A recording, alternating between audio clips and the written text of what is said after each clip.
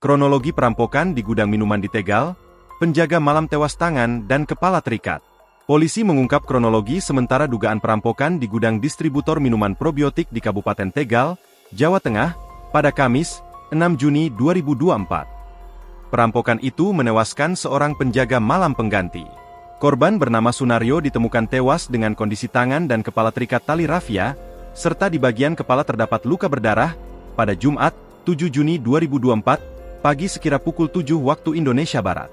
Korban yang diketahui bernama Sunario, merupakan penjaga malam yang bertugas menggantikan penjaga yang asli karena sedang operasi jantung.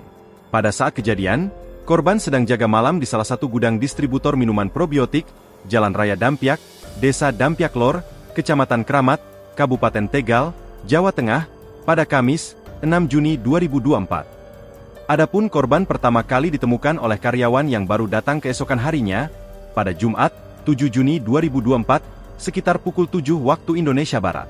Informasi tersebut disampaikan Kasat Reskrim Polres Tegal AKP Suyanto, saat sedang berada di tempat kejadian perkara, TKP.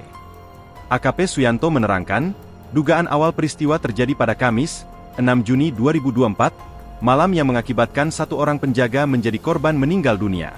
Korban diduga dianiaya oleh pelaku perampokan, karena saat ditemukan dalam kondisi tangan dan kepala terikat tali rafia, serta bagian kepala ada luka berdarah. Korban ini menggantikan penjaga yang asli, karena penjaga yang asli sedang operasi jantung. Kondisi korban saat ditemukan tangan terikat, kepala juga terikat tali rafia, dan berdarah di kepala. Kemungkinan besar dibenturkan ke lantai.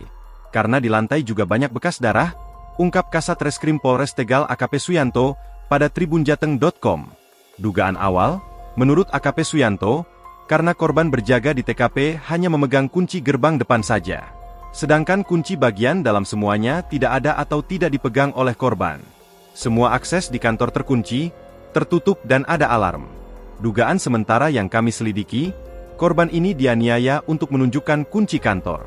Tapi karena korban tidak bisa menunjukkan kunci, dan pelaku tidak percaya akhirnya dilakukan penganiayaan. Download Tribun X sekarang, menghadirkan lokal menjadi Indonesia.